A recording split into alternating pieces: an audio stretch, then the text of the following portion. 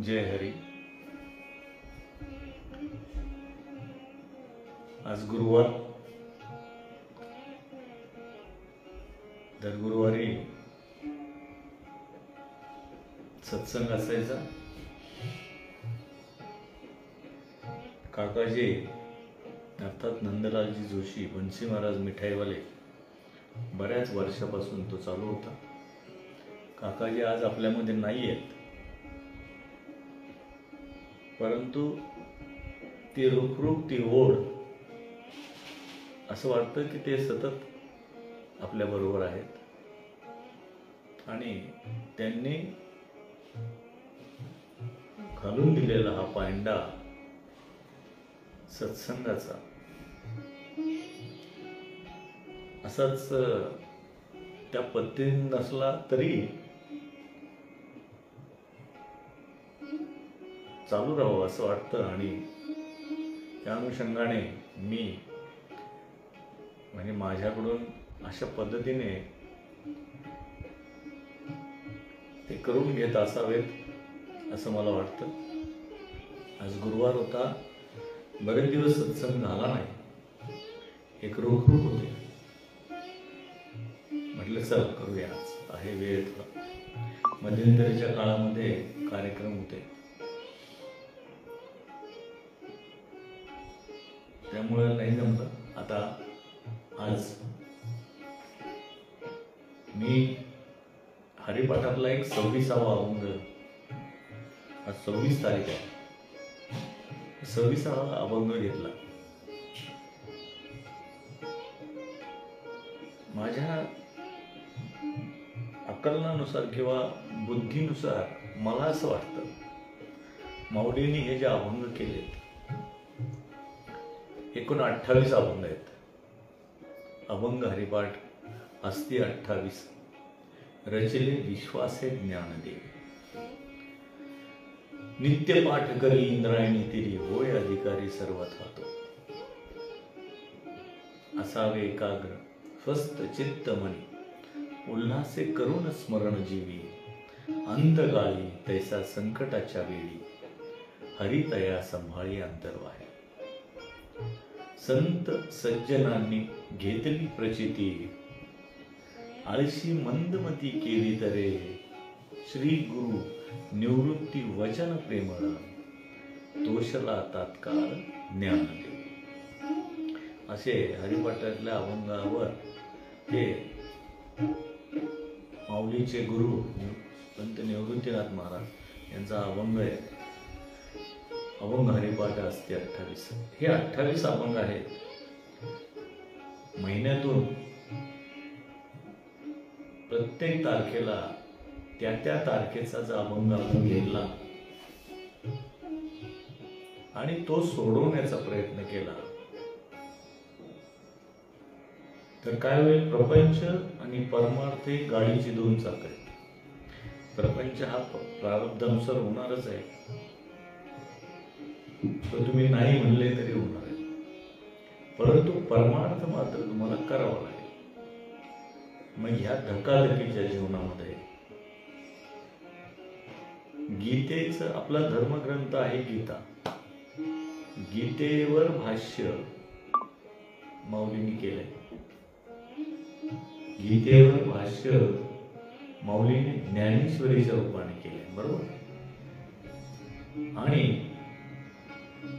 त्या ज्ञानेश्वरीचं सार हरिपाठ हे 28 अभंग, 2 ते 3 रुपयाचं पुस्तक, छोटस, आपल्या पाकिटामध्ये आहे किंवा स्त्रियांच्या पर्समध्ये सुद्धा ते राहू शकतं. आणि जिथे असाल तिथे, ज्या मनस्थितीत असाल त्या मनस्थितीमध्ये, ज्या वातावरणात असाल त्या वातावरणामध्ये आपण जर त्या त्या तारखेचा अभंग जर घेतला तर माझा अनुभव आहे की ज्या मनस्थितीत आपण असू, विषण्ण मनस्थिती असेल तर त्यातून आपण बाहेर येऊ. आणि हा माझा अनुभव आहे.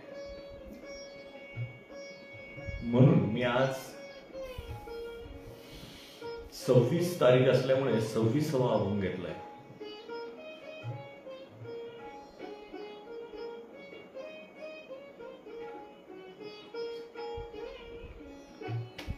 अभंग आहे. एक तत्व नाम धरी म्हणा, एक तत्व नाम दृढ धरी म्हणा, हरीसी करुणा येईल तुझी.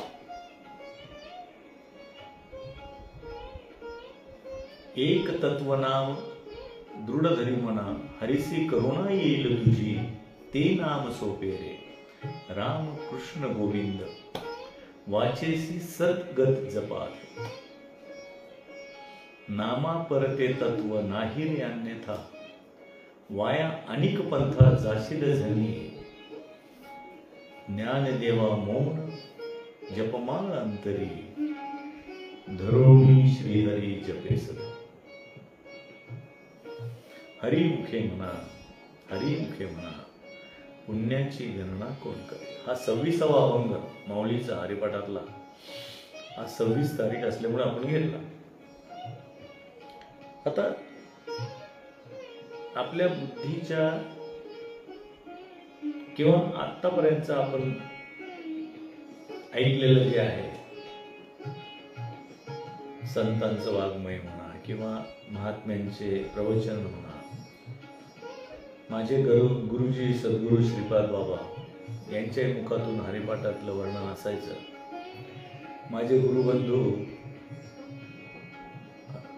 गुरुवर्य भागवत महाराज कोळी काका यांच्या मुखातून हरिपाठाचं विवरण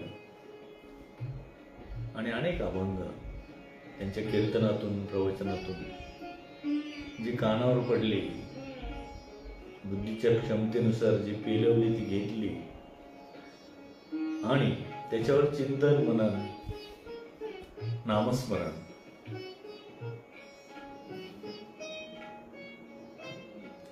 करताना काही अनुभव आले आणि त्या अनुभवातून एक जाणवलं की संतांचं वाङ्मय हे कुणी गणमपेने लिहिलेलं नाही. संत एकनाथ, संत नामदेव, संत ज्ञानेश्वर अनेक संतांची मांदियाळी आपल्या या आध्यात्मिक विवरणाला लावली आहे. आणि आपण किती थोर आहोत बघा. या महाराष्ट्रामध्ये आपला जन्म झाला, कारण ही जी संतांची मांदियाळी आहे, हे महाराष्ट्र फार भाग्याचं आहे की या महाराष्ट्रामध्ये आणि त्यातल्या त्यात नगर जिल्ह्यामध्ये नेवाशाला पैस खांबाला टेकून माऊली ज्ञानेश्वर लिहिले असं म्हणतात. देवभोला तुकाराम महाराज आहेत.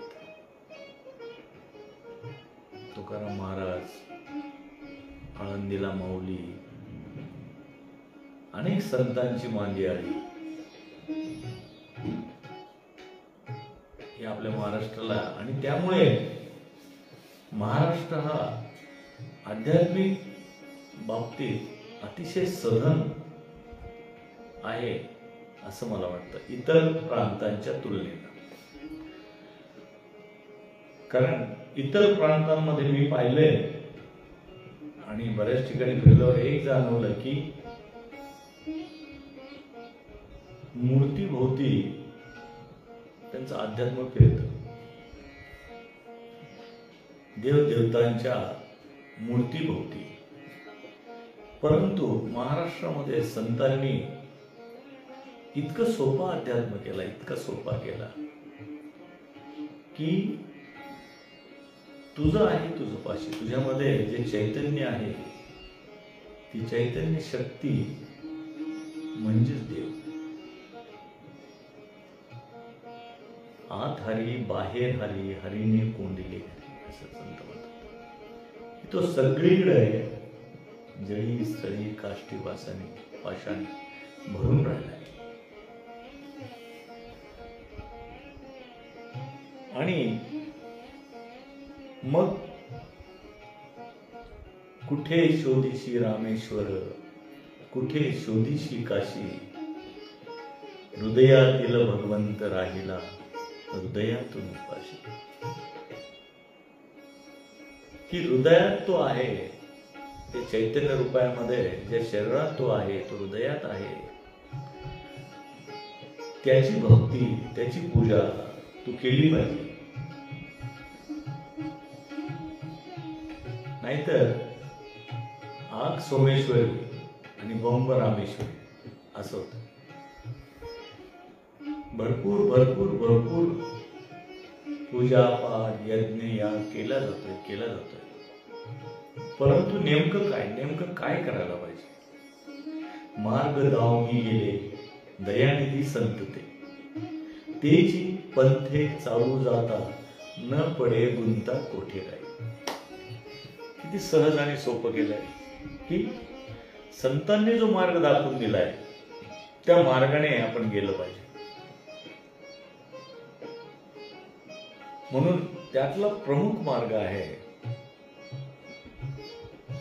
मला असं वाटतं.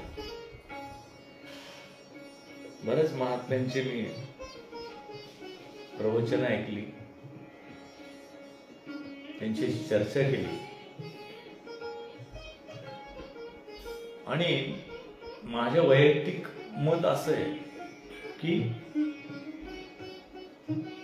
या धकाधकीच्या जीवनामध्ये परमार्थ जर करायचा असेल तर त्याला वेगळा वेळ देणं शक्य नाही असं मला वाटतं. कारण प्रापंचिक माणसाचं तरी म्हटलं तर मग येथे संतांनी सोपं केलंय ना, काम मी काम म्हणा राम राम. की तुमच्या वाट्याला जे कर्म आलंय,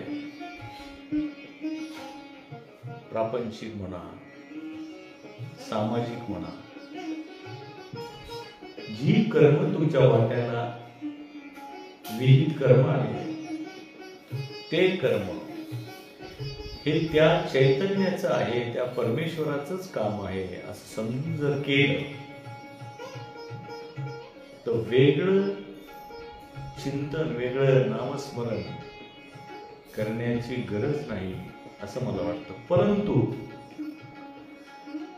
ह्या विचारावर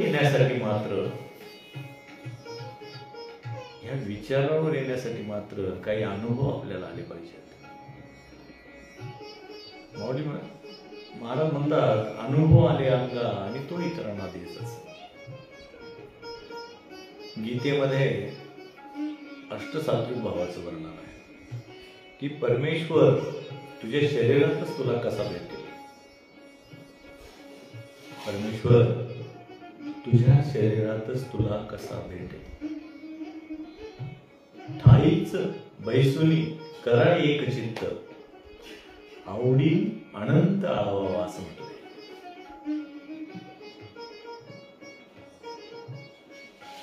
मग किती सोपं आहे, परंतु एवढं सोपंही नाही. ठाईच बैसुनी करा एक चित्त एवढं सोपंही नाही. अरे चित्त जागेवर राहिलं पाहिजे ना. आणि हे मन तरी ती सैर पाहिजे. आता इथं थोड्या वेळाने दिल्ली इतकं वेग आहे मनाला. मग स्थैर्य चित्ताला येण्यासाठी ठाईच बैसुनी, ठाईच म्हणजे काय, एका जागी बसणे असणं. ठाईच जे ठाव आहे आपला, म्हणजे आपल्या अंतर्यामी जे चैतन्य आहे देवाच्या द्वारी उभा क्षणभर तो क्षण साधणे म्हणजे ठाईच बैसुनी. हरिपाठात मध्ये फार प्रत्येक हरिपाठाचा जो अभंग घेतला तुम्ही आणि त्याच्यावर चिंतन मनन जर केलं तर अनेक अनेक अनेक शंकांचा, प्रश्नांचा उकल होतो असं मला अनुभव आहे. काय नाही, त्या दिवसाचा अभंग घ्यायचा आणि त्याच्यावर चिंतन करायचं. एक तत्व, आजचा भाग आहे 26वा. एक तत्व नाम दृढ धरी म्हणा, हरीसी करुणा येईल तुझी.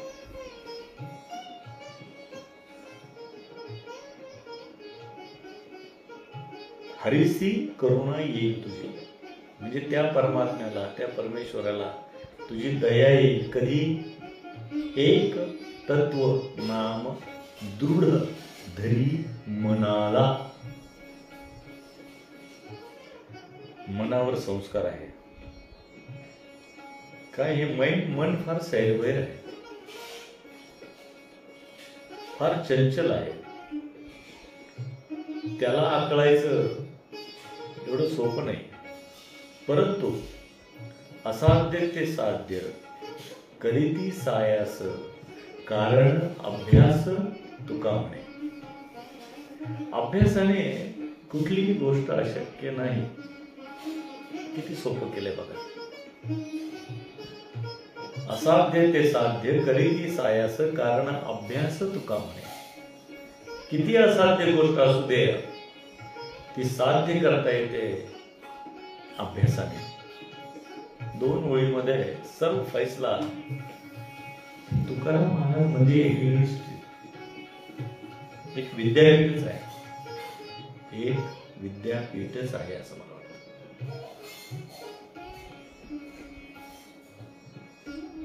एक तत्व नाम दृढ धरी म्हणा. ही दृढता किती महत्वाची आहे की सतत सतत सतत काम में काम म्हणा राम राम. मग राम राम म्हणायचंय का, कृष्ण कृष्ण म्हणायचंय का? नाही.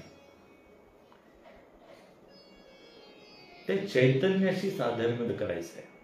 ती जी चैतन्य शक्ती आपल्यामध्ये आहे ती म्हणजे मी आहे. मी म्हणजे हा नासका पुसका देह नाही. याचा अनुभव येणं म्हणजे तो क्षण साधणं. देवाची अद्वारी उभा क्षणवय तो क्षण साधायचा. म्हणजे काय की शरीरातली जी चैतन्य शक्ती आहे, जो आत्मरूपाने तो नांदतोय, ती शक्ती नांदते, तो आत्मा म्हणजेच देव. ते चैतन्य म्हणजेच परमेश्वर, आणि ते चैतन्य म्हणजेच मी.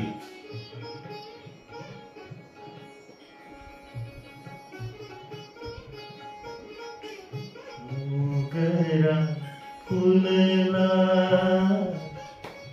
मोगरा फुलला,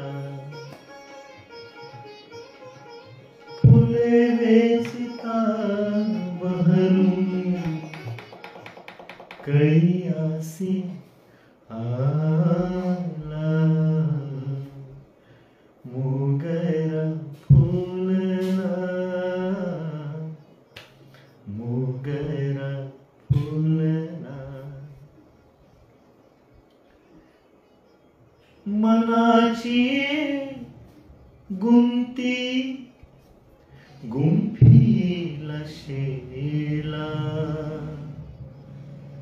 बाप रखुमा देवीवरू विठ्ठले अर्पिला. मोगरा फुलला, मोगरा फुलला. मोगऱ्याची जी फुलं टपटप पडतात आणि ती आपण वेचतो.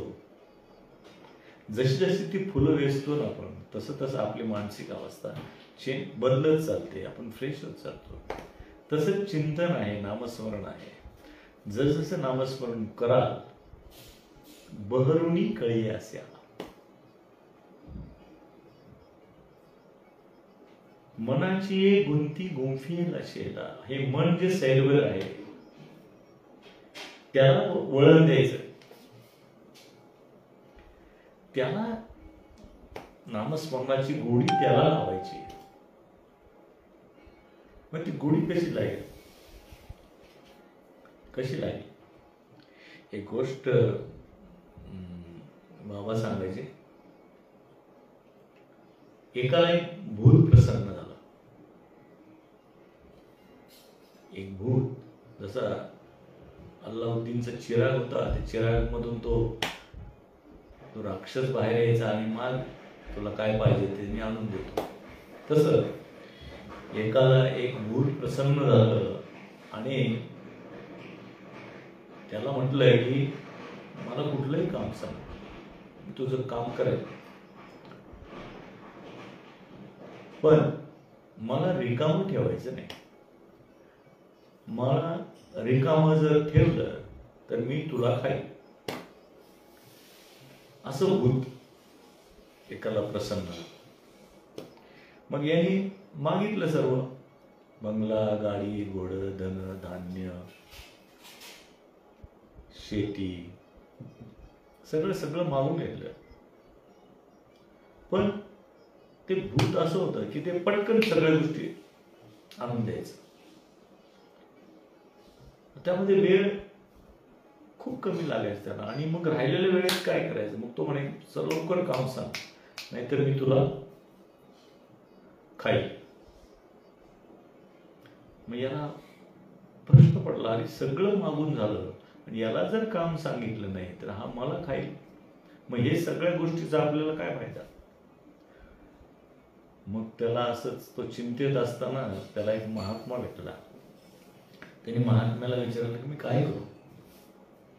हे भूत प्रसन्न झालंय, परंतु याला जर काम सांगितलं नाही तर हे मला खाणार.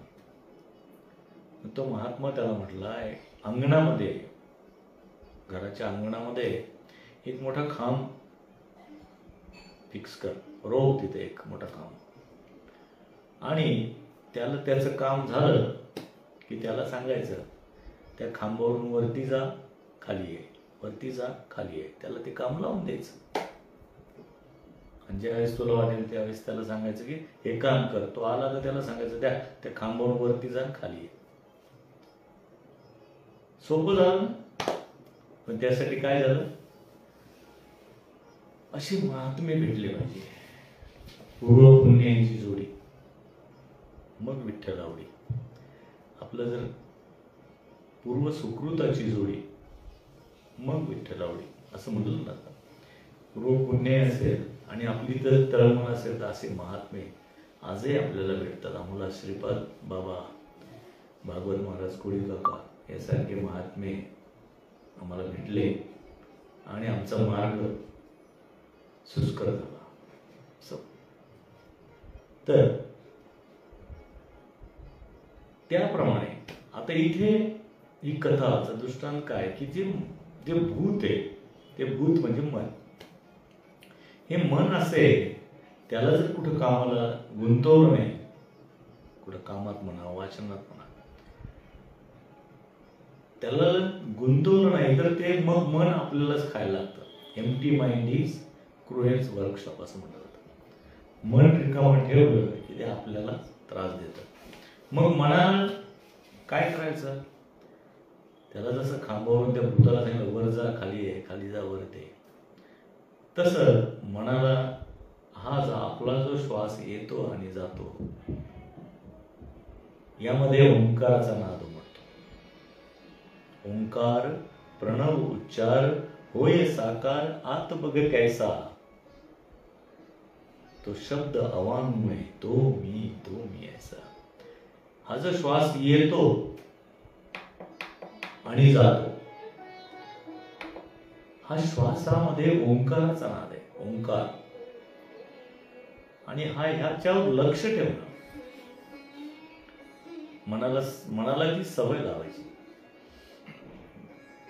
त्यामध्ये जो ओंकाराचा नाद आहे त्याच्यावर लक्ष ठेवायचं. पण आपण म्हणून नुसतं श्वासावर लक्ष ठेवलं तर कसं हो? मग ती एक क्रिया आहे आणि ती क्रिया महात्म्याकडून आपल्याला मिळते की ती क्रिया आपल्याला समजली, त्यावर आपण लक्ष ठेवलं की आपलं मन काय होतं? गुंतून राहतं. मग आपल्याला मानसिकतेपासून आपण बाहेर येतो, मानसिक अवस्थेतून, आणि आपण काय करतो ते चिंतनाला लागतो.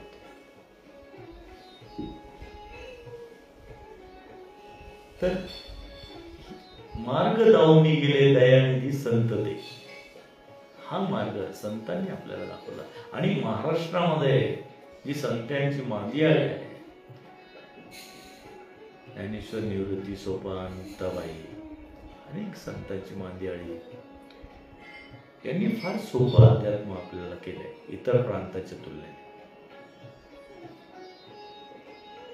तर हरिपाठाकडे परत वळूया. एक तत्व नाम दृढधरी. आणि हे काय आहे, मनाला वळण लावणं म्हणजे काय, एक तत्व नाम दृढधरी मना.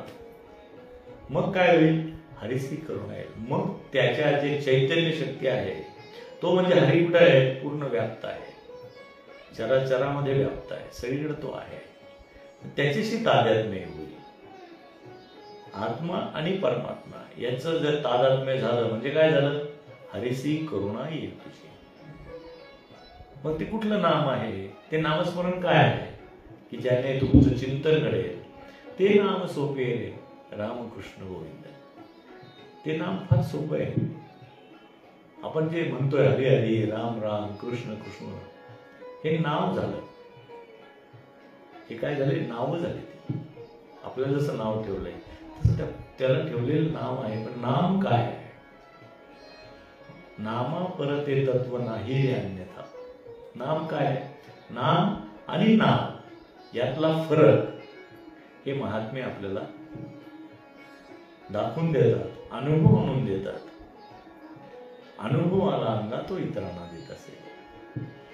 मग हे जे काय आहे, जो मी अनुभव घेतला, आणि अनेक असंख्य लोक आध्यात्मिक परिवारातले याचा अनुभव घेत आहेत, तो अनुभव आपल्या सर्वांना घ्यायचा आहे.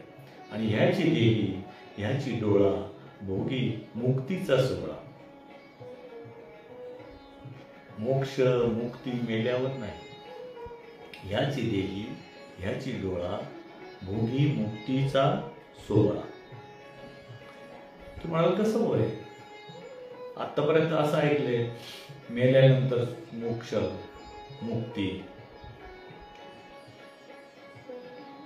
मग अध्यात्म करणे, परमार्थ करणे म्हणजे काय, या शब्दाचा अर्थ शोधणे म्हणजे परमार्थ.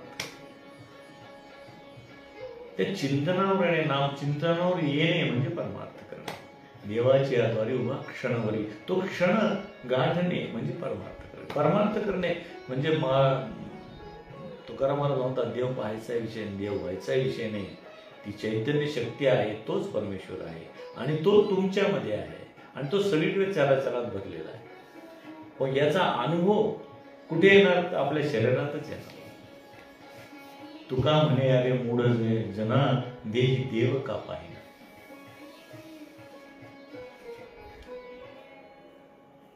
देह देवाचे मंदिर, देह देवाचे मंदिर, आत आत्मा परमेश्वर हो, आत आत्मा परमेश्वर हो, देह देवाचे मंदिर. जशी उसात हो साखर, तसा देहात रे ईश्वर. जस दुधात हो लोणी, तसा देहात रे चक्रपाणी. देह देवाचे मंदिर, देह देवाचे मंदिर. म्हणजे मंदिर कुठलं, हा देह हेच मंदिर आहे, आणि त्यामध्ये आत्मा हा परमेश्वर आहे, आणि त्या परमेश्वराचा अनुभव घ्यायचा प्रयत्न करणं म्हणजे परमार्थ. आणि तो अनुभव आजही येतोय, कुठेही गेलेला नाही. फक्त जो मार्ग संतांनी दाखवला त्या मार्गाने गेलं पाहिजे.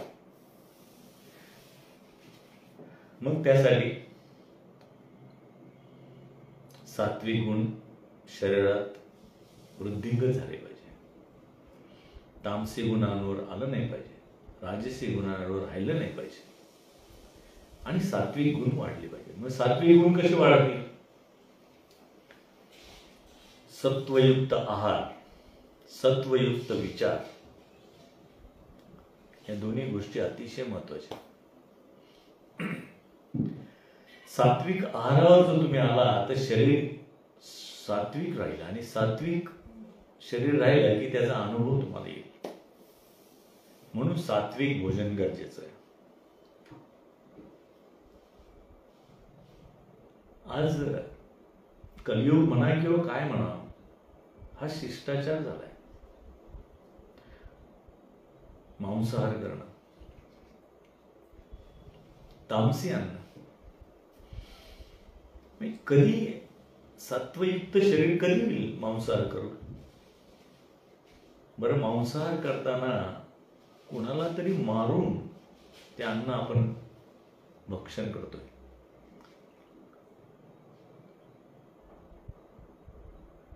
मला सांगा, तमोगुण किती वाढत असेल? बरं, नुसतंच तेही नाही.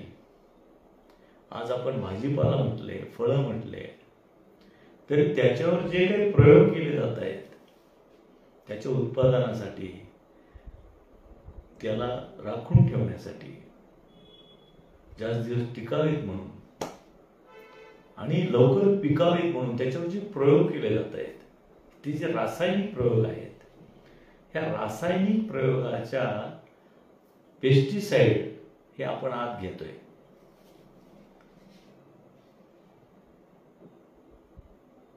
आणि मग मला सांगा, हा तमोगुण वाढेल नाही तर?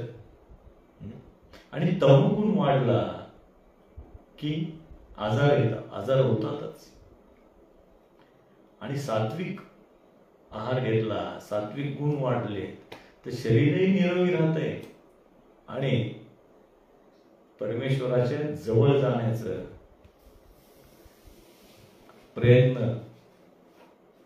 प्रयत्नाला पुष्टी मिळते. मग आपणच ठरवायचं, आहार सात्विक हवा की तामसी हवा. सगळं विषमय घेतोय आपण, सगळं प्राशन करतोय विषमय, आणि त्याच्यावर बऱ्याचशा गोष्टी बोलल्या जातात. बौद्धिक ऐकलं जातं की ही काळाची गरज आहे, प्रोटीन भाव आहे, प्रथिनं हवेत वगैरे. अहो, आपल्या सर्व कडधान्यामध्ये याच्यामध्ये सुद्धा प्रोटीन आहे ना. शोध घेतला तर सर्व काही सापडेल, सर्व काही मिळेल, परंतु प्रयत्ने पुरुषे सांडू नये असं म्हटलंय. पण काय होतंय की जवळच घेतलं जातं, कुठलाही मार्ग जवळच, शॉर्टकट, आणि या शॉर्टकटमुळे सगळं होतं. आजही सर्व जीवनसत्व, सर्व प्रथिनं, मिनरल्स, कार्बोहायड्रेट, हे सर्व गोष्टी उपलब्ध आहेत, त्या त्या प्रमाणात मिळत आहेत.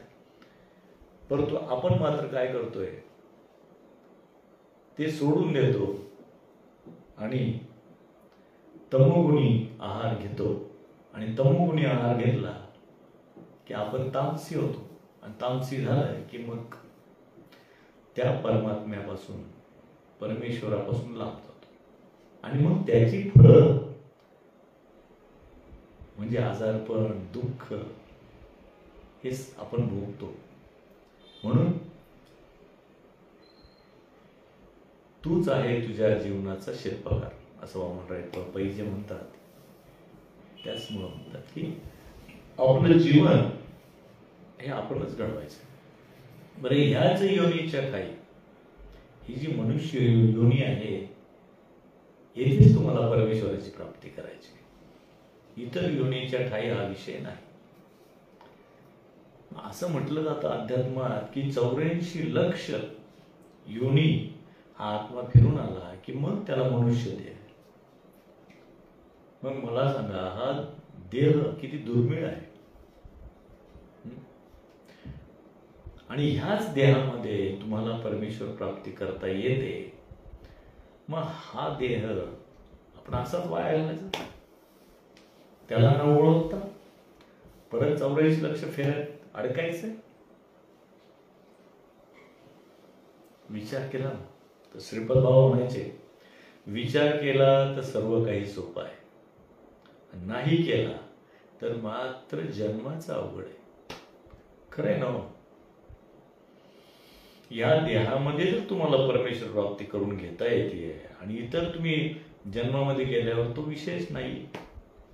मग ज्या देहामध्ये आज आपण आहोत त्या देहातच त्याला ओळखायचंय. देही देव का पाहिना तुका म्हणे मूढ जना. अरे मूर्खा असं म्हटलंय संतांचं आहे ते, आपण आपला अधिकार नाही. तुका म्हणे मूढ जना देही देव का पाहिना. देह देवाचे मंदिरात आत्मा परमेश्वर.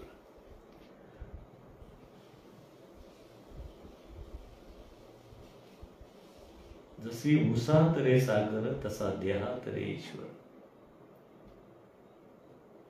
आहे का? संत म्हणतायत आणि आपली महाराष्ट्राची भूमी ही संतांची मांदी आहे. संतांचं प्रत्येक वाक्य ही काळ्या दगडावरची रेघ आहे. म्हणून माऊलीचे ज्ञानेश्वराची एक तरी ओवी अनुभव आहे असं म्हटलं. एक जरी ओवीचा अनुभव घेतला तर ह्या जीवनाचं सार्थक होईल. गीता, त्यानंतर तिचं भाष्य ज्ञानेश्वरी आणि ज्ञानेश्वरीचं सार म्हणजे हरिपाठ. म्हणजे पूर्ण गीता त्या हरिपाठामध्ये. 2 रुपयाचा हरिपाठ. बरोबर ठेवा. ज्या ज्या तारखेला तुम्हाला असं वाटलं की अरे मन विषण्ण झालाय, हरिपाठ उघडा, त्या तारखेचा अभंग घ्या आणि तो तुमच्या बुद्धीच्या कुवतीनुसार सोडवायचा प्रयत्न करा. बघा त्या विषण्ण मनस्थितीतून तुम्ही काही वेळानंतर बाहेर या आणि तुमचा फ्रेश व्हाल तुम्ही. असं हा माझा अनुभव आहे. तर 26वा अभंग आज आपण घेतोय. एक तत्व नाम दृढ धरी म्हणा हरिसी करुणा येईल तुझी. ते नाम सोपे रे रामकृष्ण गोविंद वाचेसी सद्गत जपादी. सद्गत कंठी आणि पुढे सद्गदित कंठी आणि पुढे उभा जगजेटी असं म्हटलंय. नामस्मरण नामचिंतन करताना एक अवस्था अशी येते की तुम्ही गदगद होता. तुम्हाला एक तुमच्यामध्ये एक भाव निर्माण होतो. त्याला ज्ञानेश्वरीमध्ये अष्टसात्विक भाव म्हटलंय. ज्ञानेश्वरीमध्ये गीतेमध्ये याचं वर्णन आहे. अष्टसात्विक भाव प्रत्येकाच्या गुणानुसार म्हणजे सत्व रज आणि तम याच्या गुणानुसार ते त्या भाव वेगवेगळे निर्माण होतात. आणि तो भाव सद्गदित कंठी आणि पुढे उभा जगजेटी. हा कंठ सद्गदित झाला नामचिंतन करताना की तो आनंदाचा झरा आतमध्ये आपल्याला अनुभव येतो आणि मग समजतं की अरे मी ज्याला इकडे तिकडे बघत होतो तो माझ्या शरीरातच मला भेटतोय. आणि हे भेटताना माणूस सद्गदित कंठी होतो. त्याला अरे हे माझ्यापाशी आहे आणि मी याला कुठं बघत होतो. तुझं आहे तुझं पाशी परंतु हिंशी देशोदेशी हा अनुभव आपल्या शरीरात येतो आणि मग गदगद होते. सद्गत कंठी आणि पुढे उभा जगजेठी. अशी जगजेठीची भेट आपल्या शरीरात होते. म्हणून शरीर सात्विक ठेवणं अतिशय महत्वाचं आहे. तमोगुण वाढला नाही पाहिजे, सत्वगुण वाढला पाहिजे. म्हणून मी नेहमी म्हणतो की सात्विक आहार अतिशय महत्वाचा आहे परमेश्वर प्राप्तीसाठी. एक तत्व नाम दृढ धरी म्हणा हरिसी करुणा येईल तुझी. ते नाम सोपे रे रामकृष्ण गोविंद वाचेसी सद्गत जपाधी. म्हणजे जपाची नुसती कल्पना केली तरी तुमचा सद्गत देह होतो. म्हणजे तो काय किती वेळ जपायचा नाही ना. जपा आधी असं म्हटलंय. म्हणजे पुढे जपणं हा विषयच राहत नाही. सद्गदित कंठी पुढे उभा जगजेठी. एक तत्व नाम दृढ धरी. पण दृढता हवी. दृढता हवी. एक तत्व नाम दृढ धरी म्हणा हरिसी करुणा येईल तुझी. ते नाम सोपे रे रामकृष्ण गोविंद वाचेसी सद्गत जपादी. नामा परते तत्व नाही रे अन्यथा. वाया अनेक पंथा जाशील जणी.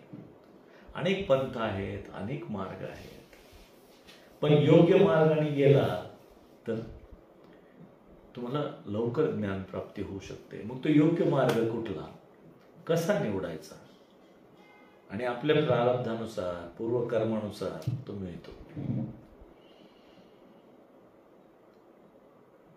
पण त्यासाठी सत्संग महत्वाचा. संत संगती मनोमार्गती आकळावा श्रीपती येणे पंथी असं म्हणतात. या सत्संगातूनच तुम्हाला या गोष्टी माहीत होणार आहेत. म्हणून सत्संगात राहणं, सत्संग ऐकणं हे फार महत्वाचं आहे. 24 तासातलं 15 ते 20 मिनिटं तुम्हाला सत्संगाला वेळ मिळत नाही. दूरदर्शनवर एखादी सिरियल बघताना असा वेळ निघून जातो, तास 2 तास. 15-20 मिनिटं स्वतःसाठी देणं म्हणजे काही अवघड नाही.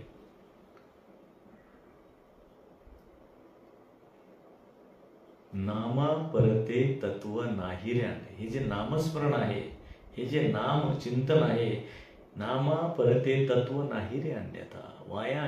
तू इकडे तिकडे जाऊच नकोस, कारण क्षणाचा भरोसा नाही. योग याग विधी नेनो हे सिद्धी, वायाची उपाधी दंभधर्म, या उपाध्या बरोबर घेऊन जगूच नकोस.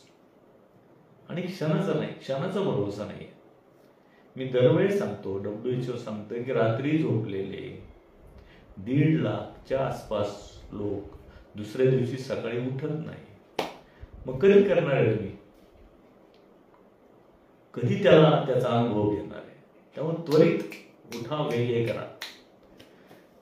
लगेच लगेच लगेच ह्या निर्णयावर आलं पाहिजे की अरे नामस्मरण करायला हवं, चिंतन करायला हवं, सत्संग करायला हवा. आणि आपल्या या संसार दुःखातून, म्हणजे संसार दुःख काय आहे, पुनरपी जननम पुनरपी मरणम. परत हे जे राडगारे आहेत ना, 84 लक्ष युनिट, एक एक युनी तुम्ही बघताय बाहेर. श्वान युनी घ्या, सर्प युनी घ्या, कुठले अनेक प्राणी तुम्ही डिस्कवरी चॅनलवर बघा, मग लक्षात येईल. आणि या सर्व युनितून आपल्याला जाऊन नंतर हा मनुष्य देह असं अध्यात्मात म्हटलं जातं. आणि ह्याची देही, ह्याची डोळा, ह्याच देहामध्ये तुम्हाला परमेश्वराची ओळख करून घ्यायची.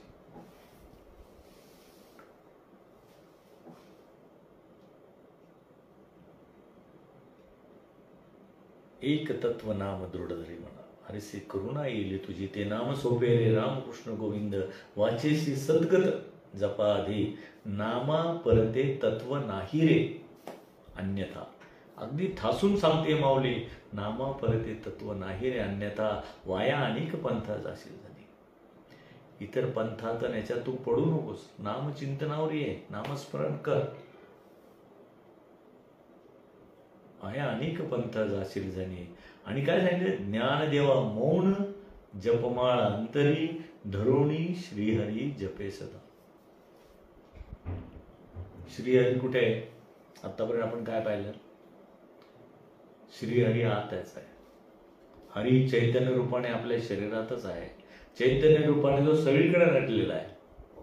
म्हणजे कुठे आहे तो? पिंडी आहे तेच ब्रह्मांडी आहे, सगळीकडे तो भरलेला आहे ठासून. आणि तो त्याचं जी ज्योत आहे ती आपल्या शरीरात सुद्धा प्रज्वलित आहे, तेवती आहे. आणि त्याच्या ज्योतीमुळेच आपण आज बोलतो, वागतो, कर्म करतोय, प्रपंच करतोय, मोठ्या मोठ्या गमजा करतोय. पण त्याची ओळख मात्र करून घेत नाही. ती ओळख करून घेणं म्हणजे परमार्थ. मग किती किती वेगाने या गोष्टी केल्या पाहिजेत, लवकर लवकर. परमार्थ हा फार क्षणाचा भरोसा नाही. आणि याच देहामध्ये तुम्हाला त्याची ओळख करून घ्यायची. नामा परते तत्व नाही अन्यथा वाया अनेक पंथा जाशील जनी, ज्ञान देवा मौन जपमाळ अंतरी. आपण आज पाहतो राम राम राम राम, कृष्ण कृष्ण कृष्ण, इतकं मोठे मोठ्याने आपण म्हणतायत. ज्ञानदेवा मौन जपमाळ अंतरी, मौनम सर्वसाध्य. तुमच्या त्या चिंतनावर राहणं म्हणजे सर्व गोष्टी होतात. नामचिंतन म्हणजे मौनाचाच भाग आहे. मोठ्याने म्हणायचं नाही, मोठे मोठे लाऊडस्पीकर नको आहे त्यासाठी, कुठले हल्ला कळलो नको आहे. ते तुम्हाला जर अनुभव घ्यायचा आपला, तो आत घ्यायचा ना, आत घ्यायचा म्हणजे मौन. ज्ञानदेवा मौन जपमाळ अंतरी. तो जो जप आहे ना, अंतरामध्ये ती जपमाळ सारखी चालू आहे. श्वास घेणं आणि सोडणे यावर तो जो चैतन्याचं हे मी मगाशी सांगितलं, ओंकार प्रणव उच्चार होय साकार आत बघ कैसा, तो शब्द अवांगमय तो मी ते चैतन्य सांगते ते मी आहे. आणि ते आपल्या शरीरात आहे. मग त्याचा अनुभव शरीरात घ्यायचा. ज्ञानदेवा मौन जपमाळ, आणि तो श्रीहरी आतमध्ये बसलाय, तो त्याचं भजन करतोय. त्या श्वासावर तो त्याचं भजन चालू आहे परमेश्वराचं. त्याच्याकडे फक्त लक्ष ठेवायचं. लक्ष लावूनही राहा गोविंदा. मग इकडे तिकडे आहे नाही ना, तुमच्या शरीरातच तो आहे, त्याच्यावर लक्ष ठेवायचं. ज्ञानदेवा मौन जपमाळ अंतरी धरोणी श्रीहरी, तो श्रीहरी सारखं त्याचं चिंतन चालू आहे. शरीरामध्ये तो जप सारखा चालू आहे. श्वास घेणं आणि सोडणे याच्यावर तो जप आहे. आणि तो जर परमेश्वर जो जप आत हरी बाहेर हरी हरीने कोंडले घरी, किंवा राम हमारा भजन करे हम बैठ्या, मुख हलेना कंठ हलेना जिव्हा स्मरेना राम, राम हमारा भजन करे हम बैठ्या राम. तो शरीरात त्याचं भजन चालू आहे. शरीरामध्ये त्याचं भजन चालू आहे. त्याच्याकडे फक्त लक्ष ठेवणं म्हणजे परमार्थ. परमार्थ म्हणजे देव पाहायचा विषय नाही, देव व्हायचा विषय नाही, असं माऊली म्हणते. ती चैतन्य शक्ती जी तुमच्या शरीरात आहे तोच परमेश्वर आहे. आणि त्याची ओळख करून घेणं म्हणजे यासाठी प्रयत्न करणं म्हणजे परमार्थ. असा हा हरिपाठातला अभंग आज 26 तारखेनुसार आपण घेतला होता. आणि शेवटी म्हणलंय, हरिमुखे म्हणा हरिमुखे म्हणा पुण्याची गणना कोण करेल. बरं, हरीच्या मुखाने म्हणायचंय, आपल्या मुखाने नाही, या नासक्या कुसक्या देहानी नाही, हरीच्या मुखाने. हरीचं मुख देवाची अद्वारी उभा क्षणभरी. हरीचं मुख कुठलं, तिने चारी मुक्ती सारी याला समजले. ही चैतन्य शक्ती जी आतमध्ये आहे, ती ज्या श्वासावर, ती जी चैतन्य शक्तीची ज्योत आहे ज्या श्वासावर प्रज्वलित होते, ते श्वासावर लक्ष देणं म्हणजे हरिमुखी म्हणा. आणि हे साधलं की पुण्याची गणना कोण करेल. पुण्यच पुण्य. परत यात गरिबीचा अर्थ असा आहे की पुन्हा न येण्याची, म्हणजे पुनरपी जननम पुनरपी मरणम, हे राहटगाडग्यासारखं चालू आहे. 84 लक्ष योनीमध्ये फिरणं, परत मनुष्य देह, आणि ह्या मनुष्य देहामध्ये त्याचा अनुभव घ्यायचा आहे, त्या चैतन्य शक्तीचा अनुभव घ्यायचा आहे. आणि हे आयुष्य संपलं की परत 84 लक्ष योनीमध्ये फिरायचं आहे. म्हणून ह्याची देही ह्याची डोळा भोगी मुक्तीचा सोहळा, असं माऊली म्हणते. तर ठीक आहे, आता आज सत्संग आपण ह्या हरिपाठाच्या अभंगामध्ये इथे हा अभंग घेतला 26